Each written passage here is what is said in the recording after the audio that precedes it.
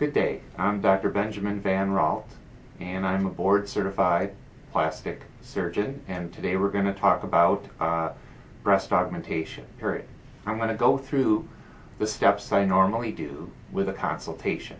Of course, we can't do an examination today that we would normally do, but we will go through everything that we talk about. What we normally start with in our consultation is we do have an educational video from the American Society of Plastic Surgeons that gives background information, and we show our before and after pictures, some of which are available on our website today. But what I will do is go over what I tell patients about the procedure and their options.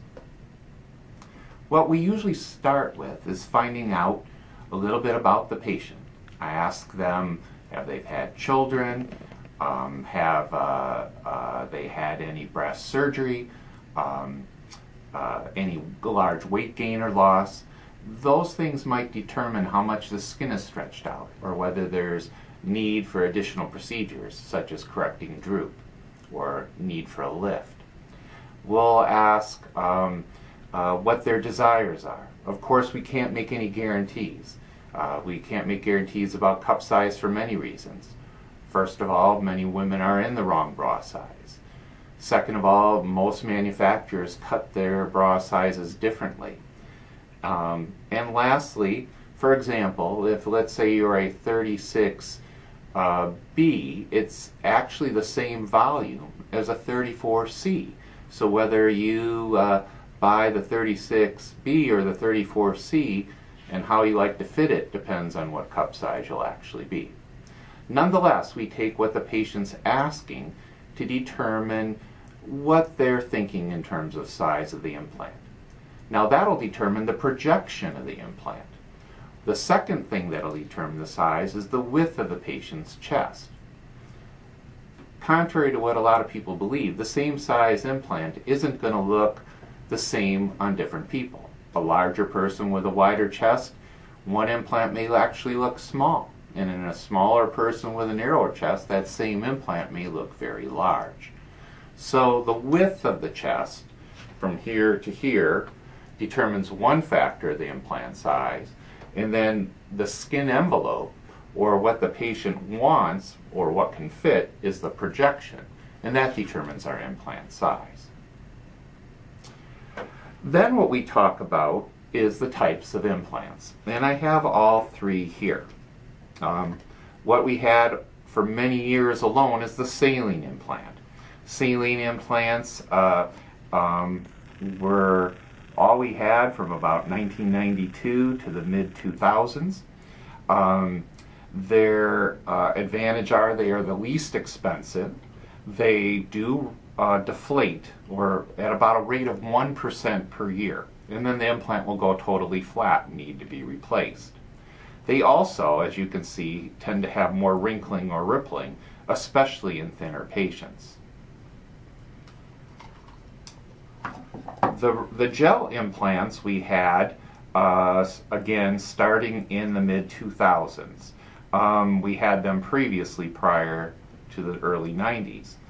The gel implants have a much more natural feel. They have less rippling and wrinkling than the saline. They are a little more costly, and people do like the feel of these implants. The rupture rate for these implants is about 1% per year. Then about 2 years ago, or in about, we had the addition of the cohesive gel implants, or known as the gummy bear. They were widely available in Europe and in Brazil for about 10 years now. So the data that we have is very good. They are a little firmer than the regular gel implants. The advantages are they hold the shape and can have a very natural look. They also seem to hold the shape of the breast over time with less bottoming out or stretching or falling off to the sides. They do take a larger incision because you can't fold them up and fill them like the saline ones do. For the cohesive gel, the data is showing a rupture rate of about 0.5% per year. They're also reported to have a 1% chance of turning, although in patients placed for the first time due to them adhering to the tissue, this may be lower. These are the most expensive just because they're the newest and most costly. I tend to find a lot of advantages for the cohesive gel or gummy bear implants. All three seem to look good at first, and all three in many patients will turn out well. I do think, though, over time, the cohesive gel or gummy bear need less reoperations, and for some patients seem to hold the shape of the chest better. Patients that we put a saline in and sometimes the regular gel will tend to stretch out over time and fall off to the side, and what looked good initially 5 years later doesn't look as good. And for that reason, whenever possible, I recommend the cohesive gel or gummy bear implants. The next thing I'm going to talk about is placement of the implants. You can put the implants above the muscle or below the muscle. For many years, we put the overwhelming majority of the implants below the muscle. It tends to give a little bit more natural look. It has the muscle then cover the implant, at least the upper pole, so there's less visibility. It was felt for many years to have less capsules, which is a scar tissue that forms around the implant and makes it feel hard.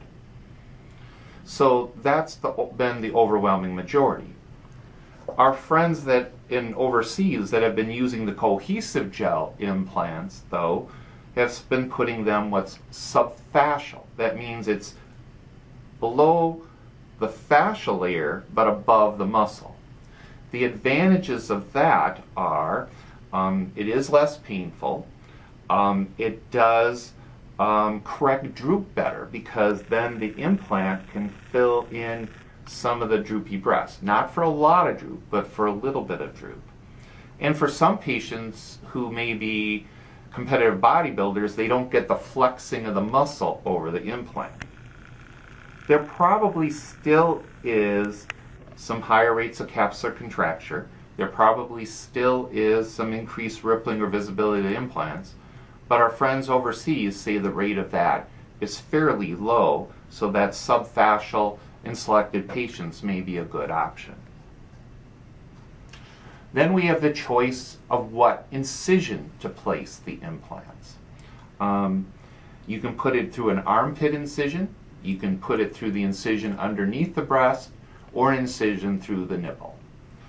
I don't recommend through the nipple for several reasons. The RELA, you're cutting through breast ducts, so I do feel there's higher rates of capsular contracture and infection, as well as increased numbness. My two favorite incisions are either the axillary or armpit incision or underneath the breast. The axillary works really well when we're using a round or a saline implant, or not too large an implant. The incision underneath the breast works better when we're trying to correct some droop, or using a larger implant, or the cohesive gel or gummy bear implants. And we go over that with each patient and individualize them as well. So that's the placement of the implants above or below the muscle and the different incision types. Well, now we're going to discuss the risks of the procedure. It may seem like this is something that we shouldn't go over, as it may be a little bothersome or even scary to some patients, but these risks do occur. In fact, one thing I was told in training is any surgeon who tells you that there's no risks or he doesn't have risks, you should probably run from, because all good surgeons doing enough procedures will have complications. I'm going to go over the national averages that are quoted for these procedures. Mine, for many of these, are much lower, but I want to go over what has been published. The risks fall into two groups: those due to the implants themselves, and then those due to the surgery. Okay. There have been multiple studies on the implants and safety of the implants over the years. What we do know is women getting implants are not a random group. Nobody's done a study saying this many women have to get implants and these women don't. So by and large, thinner women with less breast tissue tend to get more of the implants. For that reason, thinner women with less breast tissue may be more prone to something. In fact, epidemiologists have been surprised there haven't been higher rates of certain things just because it's a non-random group. There have been several studies showing women with implants actually have lower rates of breast cancer. Doesn't mean the implants protect them, but it probably tells us that the women who get breast implants are less prone to breast cancer. What we do know is there's things related to the implants. We put scar tissue around any foreign object in our body, whether we get a pacemaker, whether we get a hip replacement, whether we get a breast implant.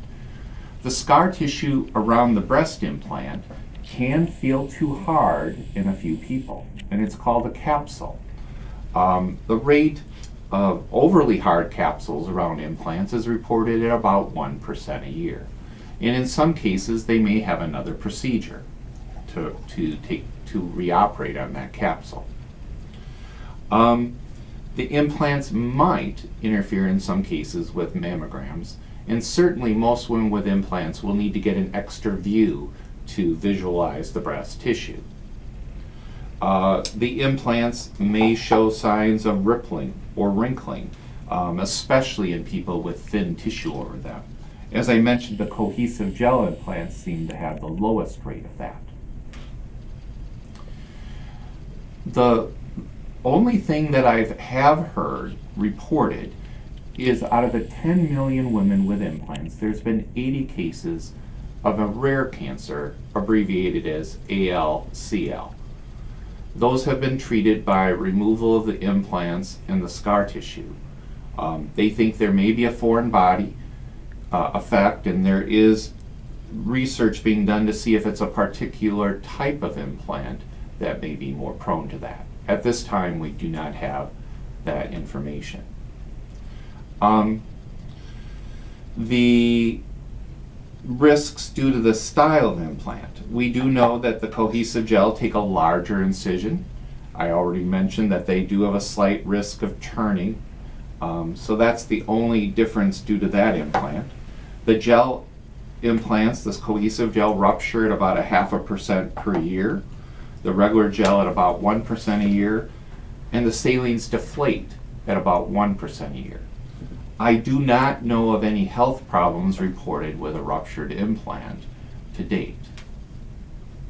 So that's our risks due to the implants themselves. There may be more. This is not meant to be a comprehensive list of all of them, but those are the more common ones that I know of and discuss. Next, I'm going to talk about surgical risks, and some of these risks are common to any surgery that you would have. For example, we have to make an incision and there will be a scar. And we know some people in the population tend to form thicker or redder scars. In breast surgery, the rate of an excessively thick scar is less than 1%, but that can occur. Anytime we do a procedure, there's a risk of bleeding or hematoma. The rate of that is reported at about 1%, and the treatment for that is we have to reopen it up, rinse it out, and replace the implant at that time. You can limit that risk by avoiding things that cause bleeding. We tell our patients no aspirin, Motrin, Nuprin, Aleve for 2 weeks before the procedure. Those all increase your risk of bleeding. Tylenol is the only safe one. There is a 1% chance of permanent nipple numbness. Not so much from cutting the nerve, but just from stretching underneath. The other two risks are a little bit more bothersome. Our patients are covered in bacteria, and although we give antibiotics and although we scrub them prior to surgery, we don't eliminate all the bacteria. Therefore, there is a 1% chance of infection despite being careful. And with a breast implant, an infection, and despite using the antibiotics, it may result in loss of the implant. In other words, we have to take the implant out to resolve the infection. We then have to wait 3 months and replace the implant. The other risk that could result in another surgery is asymmetry. What I like to point out to patients is, contrary to how they perceive it, we're not snapping new breasts on the outside. They're not buying breasts and putting them on. We're putting an implant inside their skin envelope, which is different in most people. Most women, their left chest is wider. One breast may be saggier or shaped different. The skin may be either looser on one side or tighter, and all those factors will affect how it shapes then on that side. In extreme cases, the tighter skin could push the implant higher, like a rubber band. Many of our patients we have wear an elastic strap after the surgery to help the implant not get pushed up and to stretch out the lower skin while it's healing. But about 1% of the patients, it doesn't stretch out as well, or that skin is tighter, and then that one implant ends up higher or lower on the one side. Occasionally both sides can be malpositioned.